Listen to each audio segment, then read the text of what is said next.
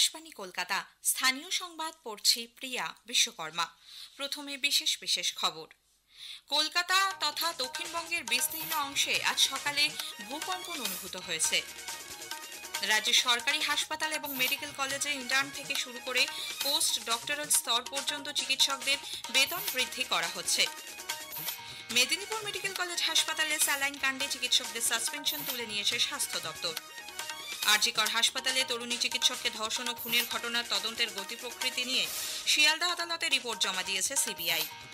পশ্চিম বর্ধমানের পানাগড়ে জাতীয় সড়কে গাড়ি উল্টে তরুণীর মৃত্যুর ঘটনায় ইফটিজিং এর অভিযোগ খারিজ করে দিয়েছে পুলিশ।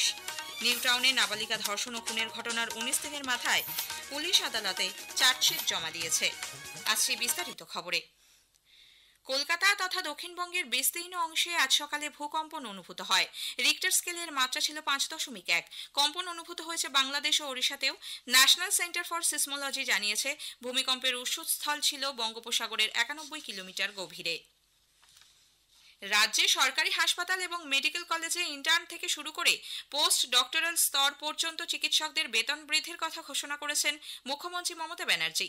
আলিপুরের ধনধান্য অডিটোরিয়ামে গতকাল state level grievance redressal committee আয়োজিত চিকিৎসার আরেক নাম সেবার শীর্ষক এক অনুষ্ঠানে মুখ্যমন্ত্রী জানান, ইন্টার্ন, হাউস স্টাফ, পিজিটি, পিডিটিদের বেতন 10,000 টাকা করে এবং সিনিয়র রেসিডেন্টদের বেতন 15,000 ও 25,000 টাকা করে বৃদ্ধি করা হচ্ছে। পাশাপাশি সরকারি হাসপাতালে কর্মরত চিকিৎসকদের ন্যূনতম 8 ঘন্টা করে পরিষেবা দেওয়ার আবেদন জানান তিনি। জুনিয়র চিকিৎসকদের ওপর সিনিয়ররা যেন সমস্ত দায়িত্ব ছেড়ে না দেন সে ব্যাপারেও মুখ্যমন্ত্রী তাদের অনুরোধ জানান। মেদিনীপুর মেডিকেল কলেজ হাসপাতালে স্যালাইন কাণ্ডে সাসপেন্ড হওয়া চিকিৎসকদের কাজে ফেরানোরও নির্দেশ দিয়েছেন মুখ্যমন্ত্রী। এরপরই স্বাস্থ্য ভবনের তরফে 7 জন পোস্ট গ্র্যাজুয়েট ট্রেনির সাসপেনশন তুলে নিয়ে বিজ্ঞপ্তি প্রকাশ করা হয়। একই সঙ্গে হাসপাতালগুলিতে নিরাপত্তা ব্যবস্থা আরও জোরদার করতে রাজ্য পুলিশের মহানির্দেশক রাজীব কুমার এবং কলকাতার নগরপাল মনোজ ভার্মাকে পুলিশি টহল বাড়ানো এবং সিভিক পুলিশকে প্রশিক্ষণ দিয়ে হোমগার্ড হিসেবে নিয়োগ করতেও বলেন তিনি। ওই অনুষ্ঠানে মুখ্যমন্ত্রী আরজিকর মেডিকেল কলেজে তরুণী চিকিৎসকের ধর্ষণ ও খুনের ঘটনায় জড়িতদের কঠোর শাস্তির দাবি জানান। এই ধরনের ঘটনার পুনরাবৃত্তি রোধে রাজ্যের আনা অপরাজিতা বিল আটকে রাখা হয়েছে বলে তাঁর অভিযোগ।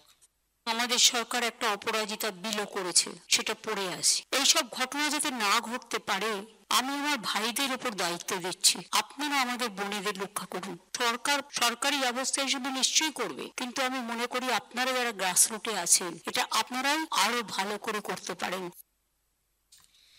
Joint platform of doctors West Bengal মুখ্যমন্ত্রীর এই বেতন বৃদ্ধির ঘোষণাকে স্বাগত জানালেও দুর্নীতি এবং হুমকি সংস্কৃতির বিরুদ্ধে মুখ্যমন্ত্রী কোনো কথা বলেননি বলে অভিযোগ করেছে। চিকিৎসক পূর্ণব্রত গুণ বলেছেন, যেসব দাবি নিয়ে চিকিৎসকরা আন্দোলন করছেন তার সমাধানের কোনো কথাই মুখ্যমন্ত্রী বলেননি। জ্বলন্ত প্রশ্নগুলোর কোনো উত্তর পাওয়া গেল না। নবান্ন সভাঘরে বলা হয়েছিল সারা রাজ্যে সেন্ট্রাল রেফারেল সিস্টেম চালু হবে, এখনো কেন তা হয়নি তার জবাব পাওয়া গেল না। স্টেট লেভেল টাস্ক ফোর্স এখনো কেন নিষ্ক্রিয় তা বলা হলো না। স্বাস্থ্য সচিব সহ যাদের বিরুদ্ধে অভিযোগ ছিল তার জন্য মুখ্যমন্ত্রী সময় চেয়েছিলেন, কেন সেগুলি হলো না তিনি বললেন না। মার্চ মাসে মেডিকেল কলেজগুলিতে ছাত্র সংসদ নির্বাচন হওয়ার কথা ছিল, তার জন্য কি ব্যবস্থা নেওয়া হয়েছে তা অনুচ্চারিত থেকে গেল। দাবি ছিল বিভিন্ন দুর্নীতির বিরুদ্ধে, হুমকি সংস্কৃতির বিরুদ্ধে ব্যবস্থা নেওয়ার। সে প্রসঙ্গে মুখ্যমন্ত্রী কোনো কথাই বলেননি। ছাত্র সংগঠন এআইডিএসওর মেডিকেল ইউনিটের আহ্বায়ক ডাক্তার শামস মুসাফির বলেছেন, মুখ্যমন্ত্রীর বক্তব্য বিভ্রান্তিকর ও নিন্দনীয়। চিকিৎসকদের উৎকোচ দিয়ে তাদের মুখ বন্ধ রাখতে চাইছেন তিনি। কংগ্রেস নেতা অধীর রঞ্জন চৌধুরী বলেছেন, ভয়ভীতি প্রদর্শনের পর এই অনুদান দেওয়া মুখ্যমন্ত্রীর রাজনৈতিক কৌশল। বাংলায় তিনি সন্ত্রাসের রাজনীতিকে আঁকড়ে ধরে টিকে থাকতে চান। ভয় ভীতির পর কিছু অনুদান, এটা হচ্ছে বাংলার মুখ্যমন্ত্রীর নির্বাচনের স্টাইল, রাজনীতির স্টাইল। তারপর গরু মেরে জুতোদান করার মতন কিছু বকশিস দিয়ে দাও, এইভাবে বাংলায় টিকে আছে। এসইউসিআই কমিউনিস্টের রাজ্য সম্পাদক চন্দ্রিদাস ভট্টাচার্য বলেছেন, ডাক্তারদের বেতন বাড়িয়ে মূল সমস্যা থেকে দৃষ্টি ঘুরিয়ে দেওয়ার চেষ্টা করছেন মুখ্যমন্ত্রী। আরজিকর হাসপাতালে তরুণী চিকিৎসককে ধর্ষণ ও খুনের ঘটনার তদন্তের গতি প্রকৃতি নিয়ে নির্যাতিতার বাবা মার অসন্তোষের প্রেক্ষিতে শিয়ালদা আদালতের নির্দেশে গতকাল তদন্তের অগ্রগতির রিপোর্ট জমা দেয় সিবিআই। খুব দ্রুত এই মামলার অতিরিক্ত চার্জশিট আদালতে জমা দেবে কেন্দ্রীয় তদন্তকারী সংস্থা। এদিন শুনানির সময় উপস্থিত নির্যাতিতার বাবা মা অভিযোগ করেন, 7 মাস ধরে তদন্ত চললেও সিবিআই তাদের কিছুই জানাচ্ছে না। যদিও সিবিআই এর দাবি, নির্যাতিতার পরিবারকে তদন্তের বিষয়ে অন্ধকারে রাখা হয়নি। টালা থানার প্রাক্তন ওসি অভিজিৎ মণ্ডলের সিম কার্ড তারা এখনই ফেরত দেবে না বলে রিপোর্টে স্পষ্ট জানিয়েছে সিবিআই। সিম কার্ড ফেরত চেয়ে তার পরিবারের আবেদনের প্রেক্ষিতে সিবিআই জানায় তদন্তের জন্য ওই সিম কার্ড গুরুত্বপূর্ণ।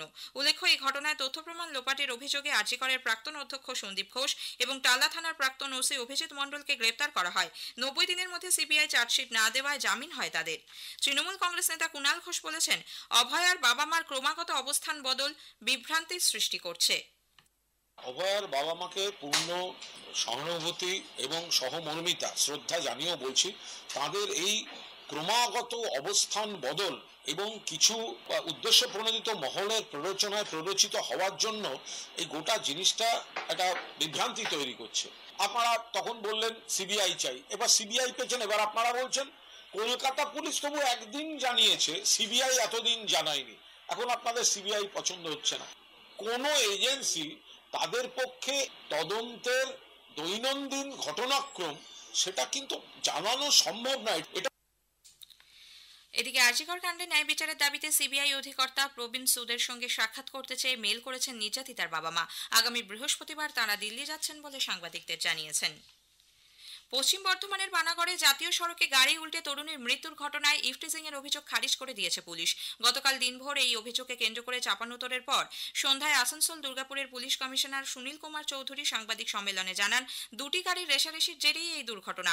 অকুস্থলের আশপাশের কয়েকটি সিসিটিভি ফুটেজে তরুণীর গাড়িকেই অন্য গাড়িটিকে ধাওয়া করতে দেখা গেছে বলে তার দাবি। এখানে আমরা ড্রাইভারকে এবং যে মৃতার সঙ্গে আরো প্যাসেঞ্জার ছিল তাদেরকে জিজ্ঞাসাবাদ করেছি যে ওনারা লিখিত কমপ্লেন দিয়েছে, তার মধ্যেও দুটা গাড়ির মধ্যে রসাকসির কথাও বলা আছে কি এখানে কোনো ইভটিজিং এর কোনো ঘটনা হয়নি। একটা মোটিভেটেড একটা ক্যাম্পেইন চলছে, তার কোনো ভিত্তি নেই। উইদাউট ভেরিফাইং দ্য ফ্যাক্টস এর পিছনে কি মোটিভ আছে সেটা আমরা ডেফিনেটলি দেখব। এদিকে ময়নাতদন্তের পর গত সন্ধ্যায় মৃতার পরিবার দেহ নিয়ে কাঁকসা থানায় বিক্ষোভ দেখায়। মৃতার মা তনুশ্রী চট্টোপাধ্যায়ের অভিযোগ, প্রকৃত ঘটনা ধামাচাপা দিতে তৎপর পুলিশ প্রশাসন। স্থানীয় সংবাদ শুনছেন আকাশবাণী কলকাতা কেন্দ্র থেকে। আমাদের সংবাদ শোনা যাচ্ছে ইউটিউব চ্যানেল আকাশবাণী সংবাদ বাংলা, ফেসবুক ও ইনস্টাগ্রাম আকাশবাণী সংবাদ কলকাতা এবং এক্স হ্যান্ডেল AIR নিউজ কলকাতাতে। নিউটাউনে নাবালিকা ধর্ষণ ও খুনের ঘটনার 19 দিনের মাথায় আদালতে চার্জশিট জমা দিয়েছে পুলিশ। উত্তর 24 পরগনার বারাসাত আদালতে গতকাল জমা পড়া 9 পাতার ওই চার্জশিটে মূল অভিযুক্ত হিসেবে ধৃত টোটো চালক সৌমিত্র রায়ের নাম রয়েছে। পুলিশ সূত্রে খবর, ওই ঘটনায় 60 জন সাক্ষীর বয়ান নেওয়া হয়। খতিয়ে দেখা হয়েছে ফরেনসিক, আইন মোতাবেক শারীরিক পরীক্ষা, ডিজিটাল এবং জিও লোকেশন ভিত্তিক নথি। উল্লেখ্য, গত 7ই ফেব্রুয়ারি নিউটাউনের লোহার ব্রিজের কাছে জঙ্গল এলাকা থেকে উদ্ধার হয় ওই কিশোরীর দেহ। অকুস্থলের আশপাশের এলাকার সিসি ক্যামেরার ফুটেজ খতিয়ে দেখে দুদিন পর 9 ফেব্রুয়ারি গ্রেপ্তার করা হয় ওই টোটো চালককে। রেশন দুর্নীতি মামলায় জামিনে মুক্তি পাওয়ার পর ফের জেড ক্যাটাগরি নিরাপত্তা পেতে চলেছেন রাজ্যের প্রাক্তন মন্ত্রী জ্যোতিপ্রিয় মল্লিক। বর্তমান পরিস্থিতি বিচার করেই এই সিদ্ধান্ত। World audio visual entertainment summit WAVES চলচ্চিত্রের পোস্টার তৈরির প্রতিযোগিতার আয়োজনের মাধ্যমে ডিজিটাল এবং হাতে আঁকা শিল্প প্রদর্শনের একটি অনন্য সুযোগ প্রদান করছে। এই প্রতিযোগিতার জন্য ইতোমধ্যে 296 জন নাম নথিভুক্ত করেছেন। 5ই মার্চ পর্যন্ত নাম নথিভুক্ত করা হবে। ডিজিটাল ও হাতে আঁকা পোস্টার এই দুই বিভাগে প্রতিযোগিতা অনুষ্ঠিত হবে। কলকাতা সহ দক্ষিণবঙ্গের সর্বোচ্চ আগামী কয়েকদিন শুষ্ক আবহাওয়া বজায় থাকবে বলে আলিপুর আবহাওয়া দপ্তর জানিয়েছে। কমতে পারে তাপমাত্রাও। উত্তরবঙ্গে মূলত শুকনো আবহাওয়া থাকলেও দার্জিলিং এবং কালিম্পংয়ের পার্বত্য এলাকায় বিক্ষিপ্তভাবে হালকা বৃষ্টি হতে পারে। দার্জিলিং এর কোথাও কোথাও তুষারপাতেরও সম্ভাবনা। এদিকে মুর্শিদাবাদের বিভিন্ন এলাকায় দুদিনের ঝড় বৃষ্টিতে লক্ষাধিক হেক্টর জমির গম চাষ নষ্টের মুখে। বিঘার পর বিঘা মৌসুমী সবজি ও কলা চাষেও ব্যাপক ক্ষতিগ্রস্ত হয়েছেন কৃষকরা। আমাদের জেলা সংবাদদাতার একটি প্রতিবেদন।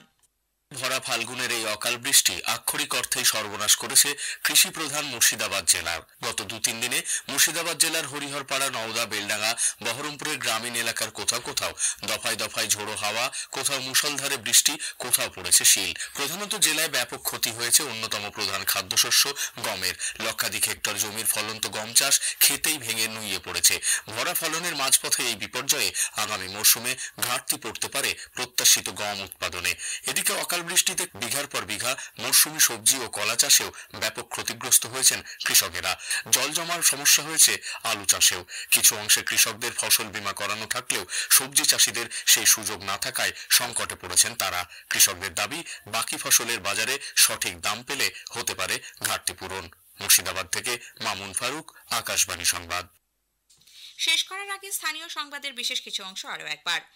কলকাতা সহ দক্ষিণবঙ্গের বিস্তীর্ণ অংশে আজ সকালে ভূকম্পন অনুভূত হয়েছে। রাজ্য সরকারি হাসপাতাল এবং মেডিকেল কলেজে ইন্টার্ন থেকে শুরু করে পোস্ট ডক্টরাল স্তর পর্যন্ত চিকিৎসকদের বেতন বৃদ্ধি করা হচ্ছে। স্থানীয় সংবাদ শেষ হলো। এর পরের খবর সকাল 9:15 মিনিটে।